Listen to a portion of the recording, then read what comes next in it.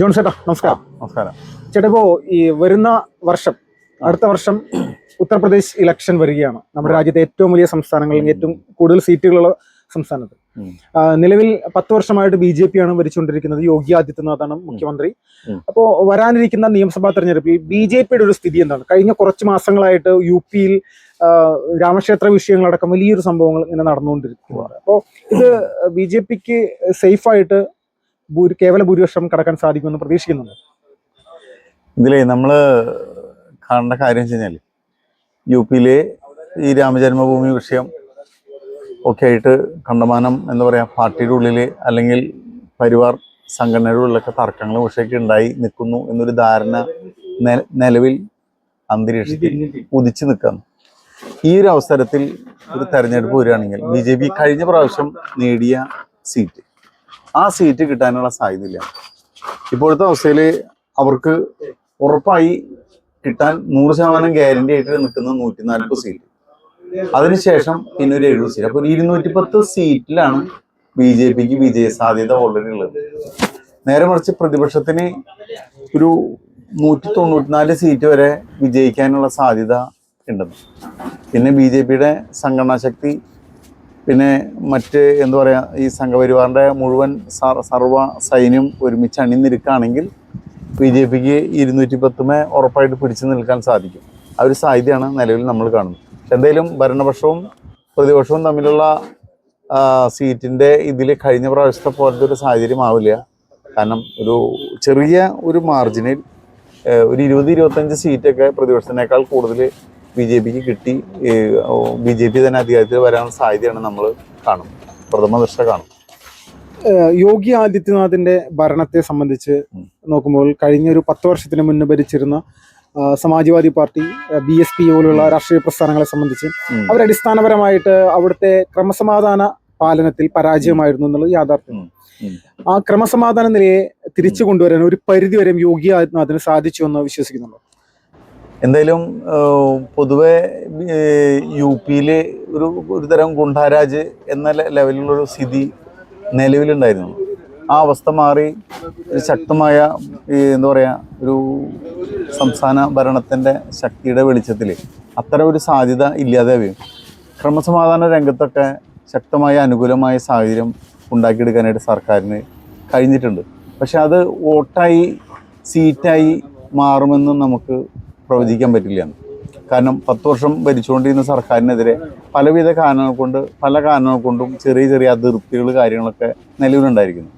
അതുള്ളതുകൊണ്ട് BJPക്ക് എതിരെ ഒരു മൂവ്മെൻ്റ് ഉണ്ടെങ്കിൽ ജയിക്കാൻ, BJPയെ തോൽപ്പിക്കുക സാധ്യതയുള്ള സ്ഥലങ്ങളിൽ പരമാവധി പ്രതിപക്ഷ വോട്ടുകൾ വിഭജിച്ച് പോവാതെ ഏതെങ്കിലും വിധത്തിൽ ഒരു ഏകോപിക്കപ്പെടുന്ന രീതിയിലുള്ള വോട്ടിംഗ് പാറ്റേൺ ഉണ്ടാവാനുള്ള സാധ്യത വളരെ അധികമാണ്.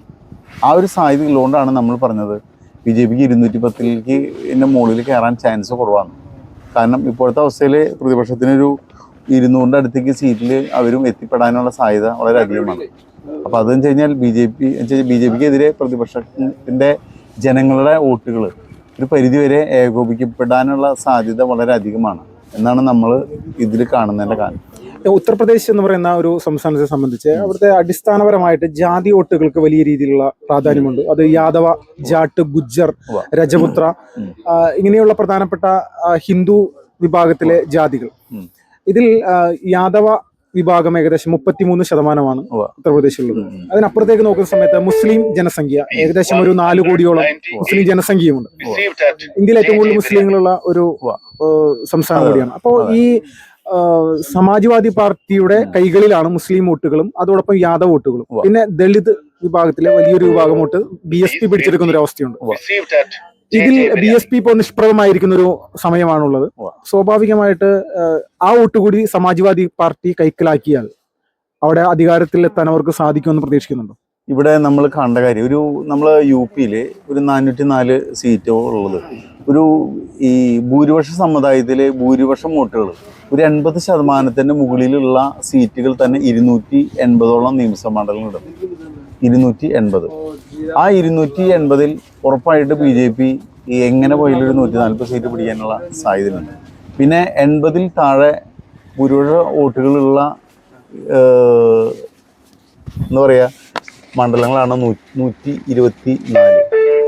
അപ്പോൾ ആ മണ്ഡലങ്ങളാണ് ഈ പ്രതിപക്ഷ പാർട്ടികൾക്ക് ജയസാധ്യത ഉള്ളത്.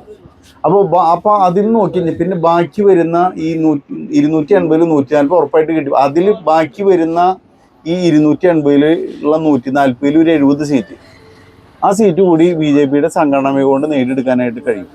അതുകൊണ്ടാണ് നമ്മൾ 210 സീറ്റ് നമ്മൾ BJPക്ക് സാധ്യത കൽപ്പിക്കുന്നത്. പ്രതിപക്ഷത്തിനെ സംബന്ധിച്ചിടത്തോളം അവർക്ക് യഥാർത്ഥത്തിൽ ഒരു 124 സീറ്റിനാണ് ചാൻസ് ഉള്ളത്. അതിൽ കൂടെയാണ് മാക്സിമം പിടിച്ച് കയറാവുന്ന അവസ്ഥയിൽ വരുമ്പോൾ 200 താഴേക്ക് എത്തുമെന്ന് പറയാൻ കാരണം. ഒരിക്കലും അവർക്ക് 200 മുകളിലേക്ക് കയറാൻ ചാൻസ് കാണുന്നില്ല എന്നാണ് നമ്മളുടെ ഇപ്പോഴത്തെ ഒരു കണക്ക്. ഇനി നമുക്ക് തെരഞ്ഞെടുപ്പിന്റെ അടുത്ത് വരുന്ന സാഹചര്യം വരുമ്പോൾ ഈ സഖ്യങ്ങൾ എന്താ പറയുക, ഘടകകക്ഷികൾ തമ്മിലുള്ള തർക്കങ്ങൾ, വിഷയങ്ങൾ, കാര്യങ്ങൾ എങ്ങനെ വരുന്നു എന്നൊക്കെ നോക്കിയിട്ടാണ് നമുക്ക് ലാസ്റ്റ് പ്രഡിക്ഷൻ നടത്താൻ പറ്റുള്ളൂ. ഇപ്പം നമ്മൾ ഒരു വർഷമുണ്ട്, നമ്മൾക്ക് എന്ന് വെച്ച് കഴിഞ്ഞാൽ ഇനിയും സമയമുണ്ടെന്ന്. ഇപ്പോഴുള്ള ഈ സഖ്യങ്ങളിൽ തന്നെ എന്തെങ്കിലും വിള്ളലുകളോ കാര്യങ്ങളോ വരാനുണ്ടോ എന്ന് നമുക്ക് പറയാൻ പറ്റില്ല എന്ന്. അതുകൊണ്ട് ഇപ്പോഴത്തെ ഒരു ട്രെൻഡിൽ ഇങ്ങനെ ഈ അവസ്ഥയാണ് നമുക്ക് പറയാൻ സാധിക്കുള്ളൂ. ഓക്കെ, കഴിഞ്ഞ നിയമസഭാ തെരഞ്ഞെടുപ്പുമായി ബന്ധപ്പെട്ട് നോക്കുന്ന സമയത്ത് ബഹുജൻ സമാജ്വാദി പാർട്ടി ഈ രണ്ട് രാഷ്ട്രീയ പ്രസ്ഥാനങ്ങളും കോൺഗ്രസും ഒന്നിച്ചു നിന്നിട്ടാണ് UP മത്സരിച്ചത്. പക്ഷേ ഇതിന് കഴിഞ്ഞ കുറച്ച് നാളുകളായിട്ട് ഈ ഒരു സഖ്യം ഇല്ല എന്നുള്ളതൊരു യാഥാർത്ഥ്യമാണ്. പക്ഷേ കോൺഗ്രസ് സമാജ്വാദി പാർട്ടിക്കൊപ്പം തന്നെയാണ്. ഈ കോൺഗ്രസിനെ ഒരു തിരിച്ചുവരവ് ഏതെങ്കിലും സീറ്റുകളുടെ എണ്ണത്തിലോ വോട്ടിംഗ് ശതമാനത്തിലോ എന്തെങ്കിലും ഒരു മാറ്റം ഉണ്ടാക്കാനുള്ള സാധ്യത UPയിലുണ്ടോ?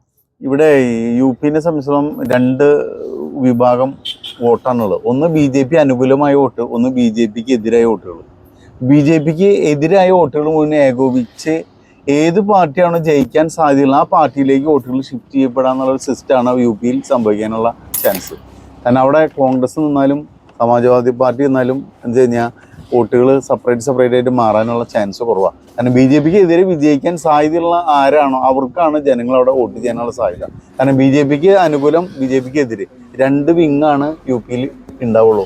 അതുകൊണ്ട് കോൺഗ്രസിന് സീറ്റ് കിട്ടുമോ കിട്ടില്ല എന്ന് പോലും പറയാൻ പറ്റില്ല. കാരണം കോൺഗ്രസ് നിൽക്കുന്ന സ്ഥലത്ത് BJPക്ക് എതിരെ അവരാണ് ജയസാധ്യത ഉണ്ടെങ്കിൽ മറ്റുള്ള പാർട്ടികളും ജനങ്ങൾ ഇവർക്ക് വോട്ട് ചെയ്യും. അല്ലാത്ത അവസ്ഥയിൽ കോൺഗ്രസിന് അങ്ങനെ ഒരു സാധ്യത നമുക്ക് കാണാനായിട്ട് പറ്റില്ല എന്നാണ് നമ്മുടെ അഭിപ്രായം.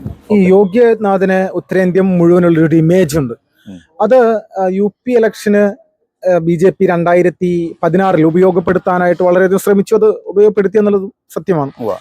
ആ ഒരു പഴയകാല ഇമേജ് അത് നിലനിർത്തി പോകാൻ നരേന്ദ്രമോദിയെ പോലെ യോഗിക്ക് UPയിൽ സാധിക്കുന്നു എന്നുള്ളത് ഒരു സത്യമായിട്ടുള്ള കാര്യമല്ലേ?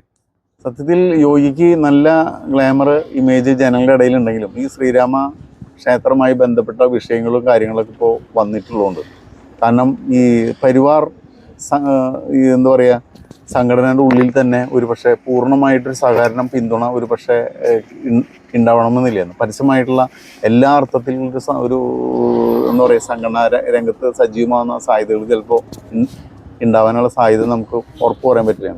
അതുകൊണ്ടാണ് നമ്മൾ കഴിഞ്ഞ പ്രാവശ്യത്തെ സാധ്യത കുറയും എന്ന് പറയുന്നത്. കാരണം കഴിഞ്ഞ അവസ്ഥയിൽ നിന്ന് സീറ്റുകൾ കുറയാനാണ് സാധ്യത എന്നുള്ള നിഗമനത്തിൽ നമ്മൾ എത്തുന്നത്.